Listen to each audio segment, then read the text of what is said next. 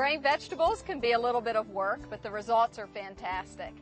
Today we're visiting with my neighbor Sharon Hewlin, and she is a master gardener. Sharon, let's start with the tomatoes. These look fantastic. Thank you. How do you get them so nice and big? Well, after we plant them, my husband in the early spring puts these walls of water. They're plastic. They're about 24 inches tall, and they have little tubules that you fill with water. Then the sun warms those. The tomato plant is down inside. It's like a little miniature greenhouse. And how long do those stay in? We try to keep those on actually as long as we can. The tomato plant actually grows up and out of them. And once it grows up and out, you remove it? Then we do have to, yes, take it off. All but right. it gives them kind of a head start, we feel. And I notice you have them staked up here. Mm-hmm. And I see these are not ripe yet, but once they're ripe, you're going to have a bumper crop. Mm-hmm. Let's look over, what's this crop right here? This is kohlrabi. Okay.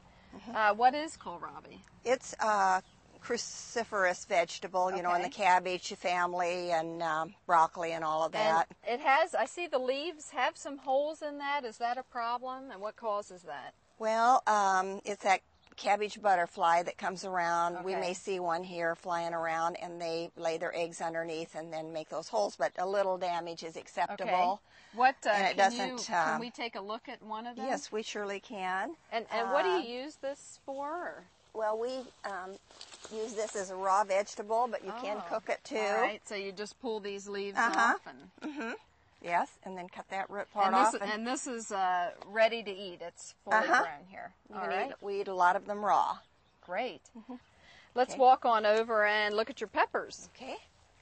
I notice you have these mulched. What kind of mulch do you use? This is old hay, but you could use straw, or you could use corn stalks or grass clippings, even newspapers. And what's the purpose of mulching? It conserves the moisture in the soil. All right. And it also helps with weed control, and it keeps some of the disease organisms from splashing up onto the bottom of the foliage, particularly on tomatoes. All right. I notice you have a little fence around that. Is that for rabbits or? It's just for a little support of the pepper. As it grows, it will get a little larger. It won't get a lot larger, but it might get up to here and wide. But it keeps it from just flopping over. Keeps some of the peppers off the ground. All right. Why don't we go over and look at your green beans? Okay. Sharon, it looks like your beans are ready to pick, aren't they? Yes, they are. And this is the right size.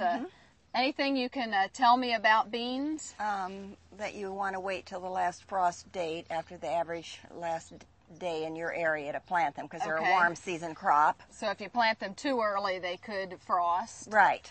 All right. How about these beets over here? It looks like you've had something chewing on those. Although that's rabbit damage, and that is something that the beets are susceptible to, as are the beans, which we didn't mention, but the rabbits can get do a number on them too. It looks like you still have a pretty good crop there, though. Yes. This one's ready to eat. Yes. All right. How about if we look at this corn here?